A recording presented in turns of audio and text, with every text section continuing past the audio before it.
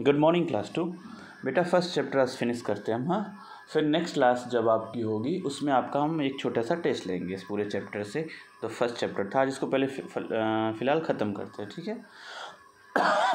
चलिए यहाँ तक हो गया था, ये मैंने आपको होमवर्क दिया था ये कलर करने के लिए। इसके बाद से हम देखते हैं, ठीक है। चलो अगला टॉपिक है हमारा या अगला पोएम है द पैडलिंग पूल। तो चलो पहले इसको रिसाइट करते हैं, then we will go ahead, we will do the questions of this chapter and we will finish this by today itself, okay। चलो उसके बाद इसका मतलब भी समझेंगे हम, पहले पढ़ते हैं। हाँ चलो जैसे जैसे मैं पढ़ रहा हूँ ऐसे ऐसे ही पढ़ सकते हैं आप जैसे कर सकते हैं इसको, उसको रिसाइट करना है, ठीक है। आप अपने पेरेंट्स को, मम्मी को, पापा को सुनाना है, ठीक है। चलो down by the river on the way to school we have to pass by the paddling pool the grass is green and the water cool and we stay to play by the paddling pool down by the river on the way to school। फिर वही चीज़ें repeat हो रही हैं, ठीक है ना। तो इस तरीके से आप रिसाइट करिए अपने तरीका अपना अलग से भी। अगर जैसा मैं थोड़ा सा तेज़ इसको रिसाइट किया है मैंने, तो आप धीरे धीरे भी कर सकते हैं। जैसे ऐसे कर down by the river on the way to school we have to pass by the paddling pool the grass is green and the water cool and we stay to play by the paddling pool down by the river on the way to school then we will go ahead, ठीक है। ऐसे recite करिए आप। हाँ चलिए ठीक है। अच्छा एक चीज़ आपको देखना क्या है, सर्च करके लिखना है इसको। मैं होमवर्क दे रहा हूँ इसी में से आपको। डाउन का मतलब हिंदी में, रिवर का मतलब हिंदी में, वे का मतलब हिंदी में, स्कूल का मतलब हिंदी में, ठीक है ना। पास का मतलब, पैडलिंग का मतलब, पूल का मतलब अलग अलग लिखेंगे, ठीक है ना। ग्रास का मतलब, जैसे ग्रास मतलब घास होता है, ग्रीन मतलब हरा।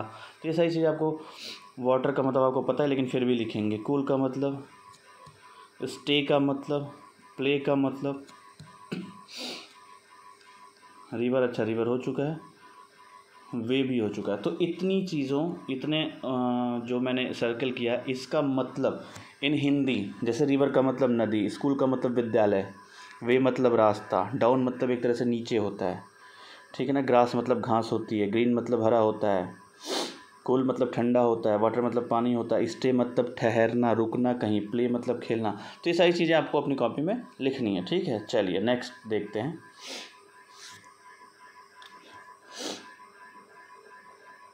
अच्छा इसका मतलब देख लेते हैं पहले, फिर आगे हम ये सारी क्वेश्चंस करेंगे। चलो पहला क्या था, down by the river on the way to school.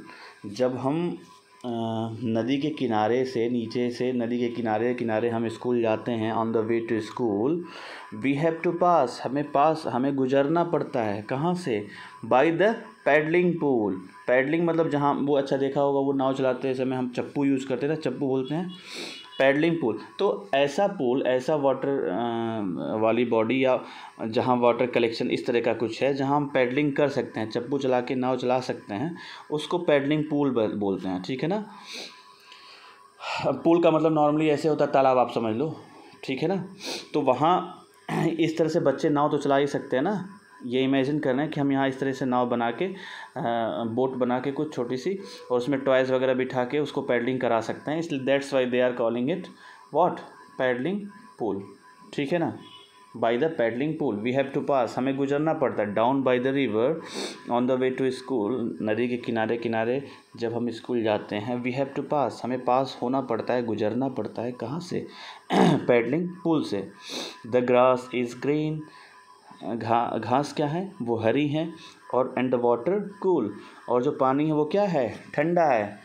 And we stay to play, और हम वहाँ ठहरते हैं या रुकते हैं किसके लिए, खेलने के लिए, to play by the paddling pool, ठीक है ना। पैडलिंग पूल के किनारे किनारे। Down by the river, by the paddling pool मतलब पैडलिंग पूल के किनारे, down by the river on the way to school, same चीज़ फिर वो रिपीट हो गई, ठीक है ना। तो ये इसका मतलब है इस पोएम का, ठीक है बेटा। और रिसाइट जैसे हमने किया वैसे करिए, ठीक है। चलिए अब इसमें आपको ये 5 वर्ड दिए हैं, इसमें से आपको बहुत ही ईजी है बेटा, यहाँ से सेलेक्ट करके यहाँ लिखना है। जैसे बोट्स क्या होती हैं, सेल होती हैं, SAIL, ठीक है ना, सेलिंग होती है ना, सेल करते हैं हम बोट को। चिल्ड्रन क्या करते हैं, प्ले करते हैं।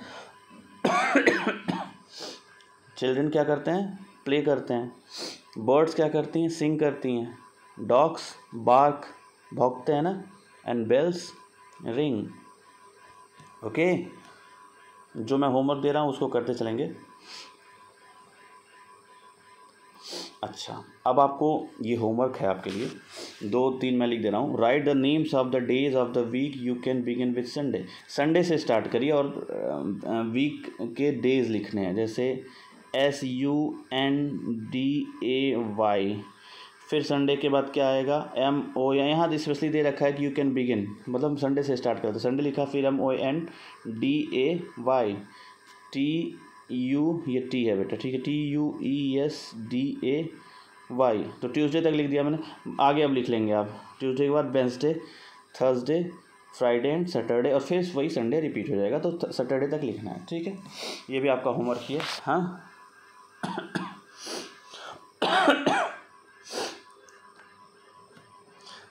हल्दी wrote her name at school in this way, ऐसे लिख दिया उसने अपना नाम हल्दी। तो इसमें she made one mistake, what was it, वो क्या था, उसने एक मिस्टेक किया है, तो वो क्या था। तो देखो मैं आपको एक चीज़ बताता हूँ, जब भी हम किसी का नाम, अपना नाम, किसी का भी नाम लिखेंगे, it will always start with capital letter, okay. जैसे फॉर एग्जांपल इसने अपना नाम लिखा हल्दी, तो H is small here, we will write HAL, मतलब ये मिला HALDI, ठीक है, मतलब कैपिटल लेटर से हम स्टार्ट करेंगे, ठीक है। तो इसमें हल्दी करेक्ट ये हो गया। Now right your name correctly, अपना नाम लिखना है करेक्टली। तो आप सभी अपना अपना नाम लिखें, जैसे मैं अपना नाम लिखता हूँ यहाँ, A, कैपिटल से स्टार्ट करना, ABHISHEK, अभिषेक। इस तरीके से मैंने अपना नाम लिखा। तो सभी लोग अपना अपना नाम लिखेंगे विथ एंड वो उसको स्टार्ट किससे करना है, जब भी नाम लिखना है तो कैपिटल लेटर से स्टार्ट करना है, ओके। चलिए अच्छा, फिर हल्दी रोट, हल्दी ने क्या लिखा, I met a giraffe, she made 2 mistakes, उसने इस को लिखने में 2 मिस्टेक किया है। व्हाट आर दे, वो क्या क्या हैं, राइट हल्दी सेंटेंस करेक्टली, ठीक है। तो पहली लाइन में क्या 2 मिस्टेक जो लिखे हैं, वो पहली लाइन में, ये होमवर्क है आपके लिए क्योंकि ये मैंने करा दिया ऊपर। पहली लाइन में लिखना कि उसने 2 मिस्टेक क्या क्या किए हैं, पहला नंबर डाल के मिस्टेक, दूसरा नंबर डाल के मिस्टेक यहाँ लिखेंगे। और जब मिस्टेक आपको पता चल जाएगी तो उसको सुधार के अगली लाइन में वो सही वाला सेंटेंस करेक्टली लिखना उसको दूसरे वाले लाइन में, ठीक है। तो ये this is your homework, okay. Homework और क्लास वर्क एक साथ मिक्स मत करिएगा, जो एक साथ है क्लास वर्क उसको एक साथ कर लेना, होमवर्क एक साथ कर लेना, ठीक है। चलो let's get ready for school, चलिए तैयार होते हैं। अब लिखा है what do you do before going to school, आप क्या करते हैं स्कूल जाने से पहले। Put Y for S and N for no, अगर नहीं करते हैं तो नो लिखेंगे, अगर करते हैं तो S लिखेंगे। देखो पहला है हैव ए बाथ, नहाना, तो ऑब्वियस सी बात है हम स्कूल जाने से पहले नहाते हैं, और अगर नहीं भी नहाते तो नहाना चाहिए, ठीक है ना। तो यहाँ Y लिख देंगे। क्लाइंब ए ट्री, एक मिनट बेटा, हाँ, क्लाइंब ए ट्री, पेड़ पे चढ़ना, ये नॉर्मली हम नहीं करते हैं स्कूल जाने से पहले, तो यहाँ N लिख देंगे, ठीक है। प्ले इन द पार्क, देखो अब नॉर्मली मैक्सिमम लोग शाम को ही खेलते हैं, लेकिन अगर कोई लोग खेलते हैं तो जो लोग मॉर्निंग में खेल के स्कूल जाते हैं वो यहाँ Y लिखेंगे S, जो नहीं खेलते हैं वो N, okay. Comb your hair, ये तो हम नॉर्मली करते हैं, अपने बाल झाड़ के जाते हैं स्कूल, तो Y लिख देंगे। Feed the birds, feed the birds, तो ये भी कुछ लोग करते होंगे कुछ लोग नहीं करते होंगे। If you do write here S, if you don't N लिख दो, ठीक है। अच्छा, ये help to milk a cow, help to milk a cow, तो ये भी कुछ लोग अगर करते हैं जिनके घर ये काव है तो अगर वो करते हैं, और अगर शाम को करते हैं आफ्टर कमिंग टू होम तो वो नहीं लिखेंगे। ये क्योंकि मॉर्निंग का पूछा है। तो अगर लिखते हैं करते हैं आप मॉर्निंग में तो यहाँ यस लिखेंगे, और अगर गाय है ही नहीं आपके यहाँ तो सीधे सीधे एन लिख देंगे। लेकिन अगर करते हैं और वो भी मॉर्निंग में करते हैं तो यस लिखेंगे, otherwise you will write what, N, no. ठीक है, चलो चैप्टर आज ये फिनिश कर लेते हैं बेटा, जिससे कि हमें नेक्स्ट क्लास में आपका एक छोटा सा test and then we will go ahead. Okay, चलो लेट्स सिंग, गाते हैं सभी मिलके।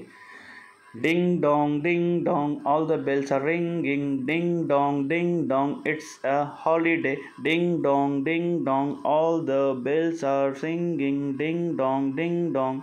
तो अब अलग अलग, ये ding dong is a sound produced by a bell. हाँ, बेल के द्वारा निकाली गई ये आवाज़ है। तो इसको आप अपने अपने अलग अलग स्वर में अलग अलग तरीके से आप इसको रिसाइट कर सकते हैं। Ding dong all the bells are ringing, ding dong. ठीक है, it's a holiday, ding dong. तो जैसे आप मतलब रिसाइट करना है, यू हैव टू रिसाइट। इसमें भी कुछ का मीनिंग आपको कॉपी में अपने लिखना है। जैसे आल का मतलब क्या होता है, ये डिंग डोंग होती है तो साउंड प्रोड्यूस हो रहा है, तो इसका मतलब नहीं होता कुछ ऐसा। बेल्स का मतलब लिखेंगे, रिंगिंग का मतलब लिखेंगे, ओके, हॉलीडे का मतलब लिखेंगे। ठीक है बेटा, सिंगिंग का मतलब लिखेंगे। ठीक है ना बेटा, गो का मतलब लिखेंगे, प्ले का मतलब लिखेंगे। इतना मतलब फिर से आप अपनी कॉपी में लिखेंगे। This is your homework too. खूब सारा होमवर्क दे रहा हूँ इसलिए क्योंकि ये चैप्टर आज फटाफट कर लेते हैं बेटा, फिर नेक्स्ट क्लास में अगला चैप्टर स्टार्ट करेंगे। और ये नहीं, अगली क्लास में तो हम टेस्ट लेंगे, फिर उसकी अगली क्लास में नेक्स्ट चैप्टर स्टार्ट करेंगे। ओके, चलो देखो, ये अब अपने से करना है फन टाइम। अब आप इमेजिन कर सकते हो आप कैसे, what is the sound of your school bell, कैसे आवाज़ करती है। तो कुछ भी आवाज़ जो टन टन, जो आपको मतलब जो भी आप इमेजिन करिए, जो भी सुनते हैं आप स्कूल में उस तरह का वो आपको इसके आगे लिख देना है। ठीक है ना। इंग्लिश में जैसे अगर मान लो मैं बोलता हूँ ट्रिंग ट्रिंग, तो ट्रिंग ट्रिंग ट्रिंग ट्रिंग ऐसे लिख देंगे इसका आंसर। ठीक है। Can you make sounds of different bells that you have heard, जो अलग अलग तरीके घंटियाँ बेल्स की आवाज़ आपने सुनी है उसका आवाज़ आप निकाल सकते हैं क्या, और अगर निकालते हैं तो क्या। ठीक है, तो इसको लिखेंगे। जैसे मान लो फ़ोन है तो फ़ोन का ट्रिंग ट्रिंग, डोर बेल है, घंटी है कोई तो टिंग टोंग, है ना। काऊ बेल है तो टिंग टोंग, मतलब अलग अलग जो आप इमेजिन कर सकते हैं। तो वो दूसरे वाले में कैन यू वाले में लिख देंगे, 2-3 ऑब्जेक्ट का, इसमें भी 2-3 तरीके का। ठीक है, अब अगला क्वेश्चन क्या है, different bells make different sounds, अलग अलग घंटियाँ अलग अलग बेल्स अलग अलग आवाज़ करती हैं। Try and make the sound of a, ये इसको लिखना नहीं है, यहाँ तक ही लिखना है, इसको लिखना नहीं है, ये अपने आप बोल के देखना है, सुनाना है अपने पेरेंट्स में से किसी को, मम्मी पापा में से किसी को, या दोनों को सुना सकते हैं। फ़ोन बेल जैसे ट्रिंग ट्रिंग, है ना, डोर बेल टिंग टोंग, काऊ बेल टोंग टोंग, मतलब जैसे भी आपको आवाज़ आती है समझ में, आप वो सुनाएंगे अपने पेरेंट्स को। तो ये 5 का आवाज़ आप अगर नहीं आ रहा है, जैसे किसी का नहीं आ रहा है आपको कि कैसे आवाज़ करता, तो आप अपने गार्जियन से पूछिए इसको कि पापा बस बेल कैसे आवाज़ करती है, या हॉर्स बेल कैसे आवाज़ कर सकता है, काऊ बेल कैसे करता है, डोर बेल कैसे करता है। तो ये करना है। ठीक है, चलिए अब सबसे लास्ट इसमें क्या करना है बेटा, write the first letter of each picture given in the box. चलो मैं पहले इसको बताने से पहले मैं बता दूं, इसको बोलते हैं इसको बोलते हैं इग्लू बोलते हैं इसको। इग्लू मतलब जो स्नो या बर्फ़ से बना हुआ छोटा सा घर, हार्ड आइस से बना हुआ छोटा सा घर को इग्लू बोलते हैं। तो आपको करना क्या है, जो जितने भी ऑब्जेक्ट हैं इसमें सबका मतलब जो स्पेलिंग है उसका फर्स्ट लेटर लिखना है। जैसे ये ग्रेप्स है ना, तो इसमें क्या लिखेंगे, कैपिटल G। इग्लू मैंने बताया अभी, तो इग्लू आई से स्टार्ट होता है तो आई लिखेंगे। रैबिट है, R लिखेंगे। एप्पल है, A लिखेंगे। ये फ्रॉग है, F लिखेंगे। ये फिश है, इसमें भी F लिखेंगे। ये एनवेलप है, लिफाफा है ना, तो E लिखेंगे। तो इस तरीके से ये चैप्टर फिनिश हुआ। इतना होमवर्क और क्लास वर्क आप करिए, फिर आगे से ये चैप्टर ख़त्म हुआ। आगे वाली क्लास में हम इसका टेस्ट लेंगे बेटा, तो बहुत अच्छे से इसको पढ़ लो। Then we will start next chapter in the next class. Next मतलब उसके नेक्स्ट क्लास में, ठीक है। Okay, if any doubt you can ask directly. Thank you.